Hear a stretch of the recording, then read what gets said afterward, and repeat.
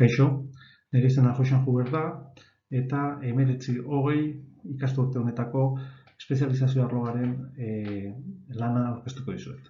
Espezializazio arloa eransketa bidezko fabrikazio metalikoa erena da, edo baita ere ditu dezakegu fabrikazio aditibo metalikoa. Hauek dira, aurkezpen honetan ikusiko ditugun puntuak.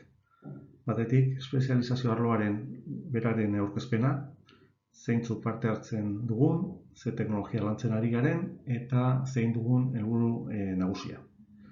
Ondoren, ikasturte honetarako planteatu ditugun erronka eta helburu nagusiak, eta horien barruan izango dira garrantzitsuenak, batetik garatu ditugun praktikak, eta landu dugun lanbide heziketara bideratutako aditiba metalikoa ikastaroa transferentzia ekintza.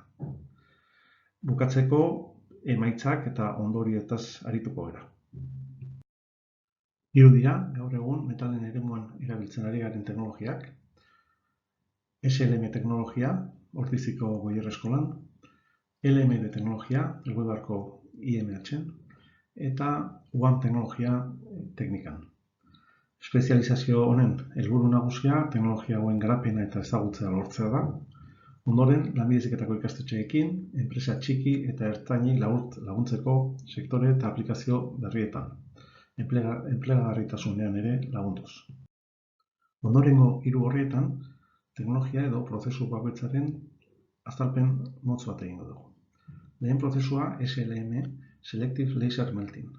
Prozesu honetan, hauts geruzak kapaz-kapa urtzen joaten dira laser baten eraginez. Prozesu honen berezitasun nagusia da prezisio handiko prozesua dela, forma eta geometri konplexuak lortzeko gaitasuna ematen duena. Bigarren prozesua, LMD edo Laser Metal Deposition, baita ere laser cladding, esan daiteke, naiz eta osagaiak aurrekoaren berdinak izan, hau da, laserra eta hautsa, kasu honetan prozesu zuzen bat da. Honek esan nahi duena da materialen ekarpena eta bere fusioa momentu berean egiten direla.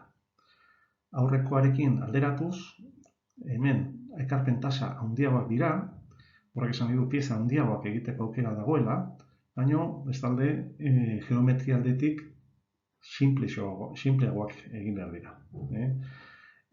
Prozesu hau bai piezak egiteko, baina baita ere oso egokia da reparazioak egiteko. Adibidez, erreminta sektorean. Hirugarren prozesua, UAM prozesua, aurreko LMD bezala, prozesu zuzen bat da, eta kasu honetan energia iturria soldadurako arku elektriko bat da. Eta ekarpen materiala ari formatuan ematen da.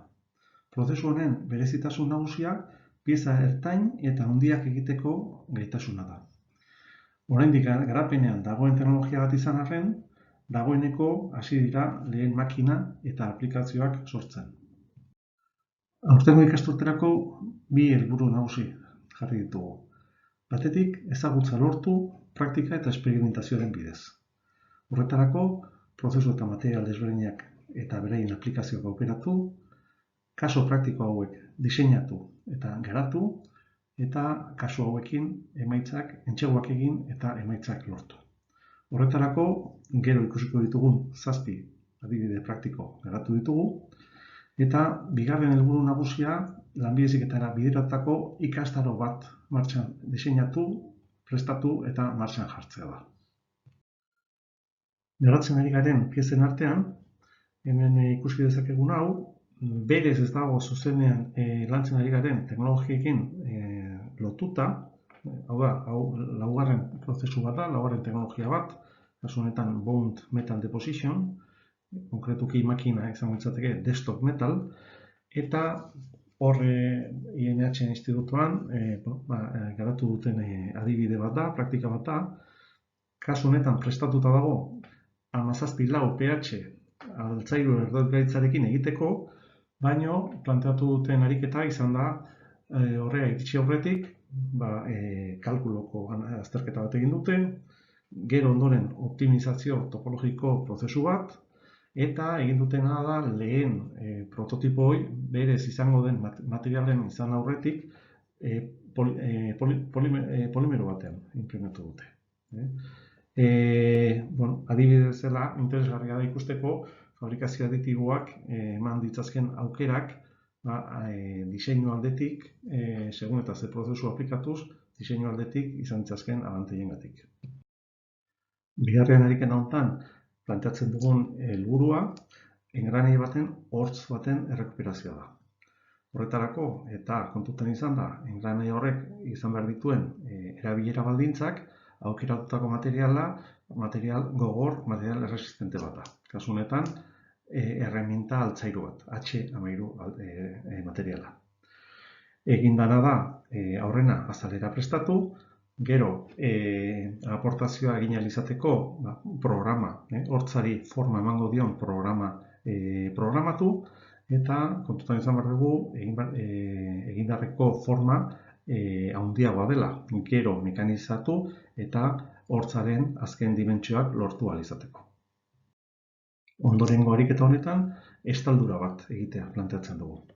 Horretarako, berdin, H13 materiala aukeratu da, eta ere gogortasun propietate oso onak dituen materiala, eta oinarri, beste material bat izan daiteken oinarri bat erabilita, egiten duguna da, azaleran propietate berriak izan ditzazken material bat gehitu. Eta ere, marruskadura edo beste baldintza batzutan lan egin ahal izateko. Laugarren ariketa honetan, beste pieza mota bat ikus dezakegu. Kasu honetan, soporte bat. Elementu artikulatu bat eta rodamentu bat emango dituen soporte bat da. Egindan planteatu den lana izan da, batetik materialen aukeraketa, horretarako 15 pH materiala aukeratu da, kasu honetan altzairu erdotgaitz martensitiko bat da, eta hau prezipitazio bidez gogortzen den material bat. Berez ezaugarri nagusiak dira oso resistentea eta gogortasun handiko materiala. Planteatu dugun prozesua edo ariketa da, oinarrizko diseinutik hasi, optimizazio prozesu batera kalkulu eta optimizazio prozesu bat egin, eta gero soporten sarrera aztertu, kasu honetan 3D Experience softwarea erabiliz, gero ondoren pieza fabrikatu eta azkenengo eragiketak. Soporteak kendu, azterketa bisualak eta dimentsionalak. Bosgarren ariketa honetan, kontzeptu aldetik aurrekoaren berdina dan pieza bat ikus dezakegu. Kasu honetan, bloketik anklaje puntuak errespetatuz, optimizazio prozesu batera eramandan pieza bat.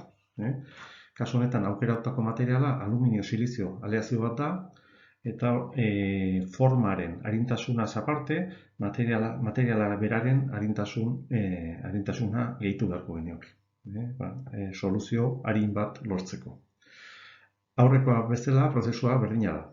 Batetik diseinua, piezaren diseinua, kalkuluak eta optimizazioa, gero ondoren posizionamentua eta soporteen kokapena, gero fabrikazioa, soporteen kentzea eta azken eragiketak. Seigarren ariketa honetan, beste pieza mota bat ikus dezakegu, kasu honetan UAM prozesua erabiliz, eta planteatzen dugun pieza da impeller edo impulsore motako pieza bat.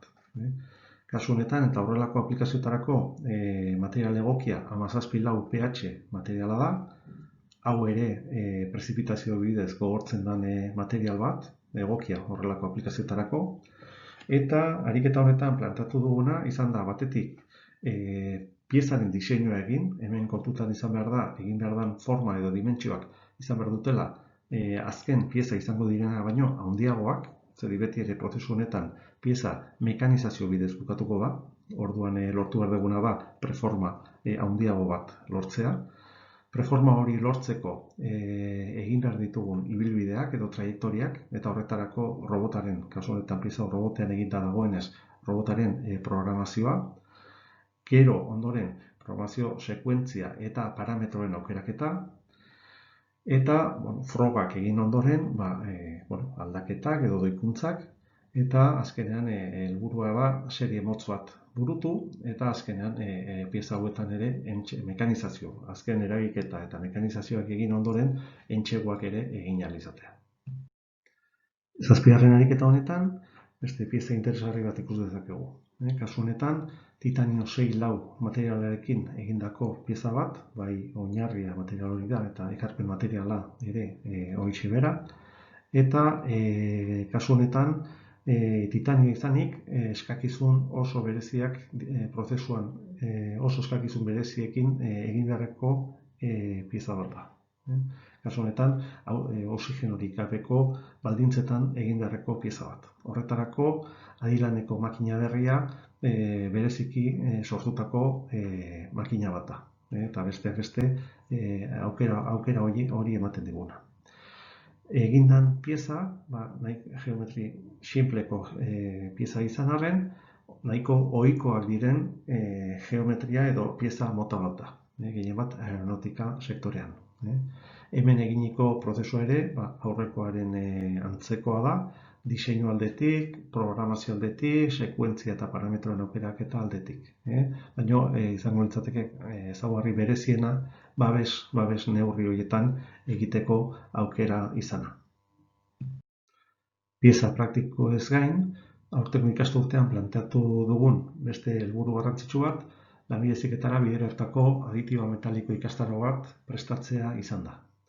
Horretarako, 5 saiotan antolatuta dagoen 33 orduko ikastaro bat prestatu dugu. Helburu nagusia, prozesu hauen inguruan, ezaugarri nagusiak, aplikazioak, prozesuak eta materialak, eta kalitatearekin lotutako alderdi nagusiak ezagutzera ematea izan da. Lehen eguna, sarrera eguna litzateke, eta baita ere diseinu eta prozesu nagusiak azaltzeko eguna. Ondorengo 3 saioak landutako teknologi bakoitzarekin lotutako saioak dira, SLM, LMD eta UAM-ekin lotutako teknologiak lantzeko egunak, eta azken eguna litzateke hauek fabrikazio aditiboarekin zerikusia duten kalitate, entxegu eta araudi nagusien gaiak aztertzea.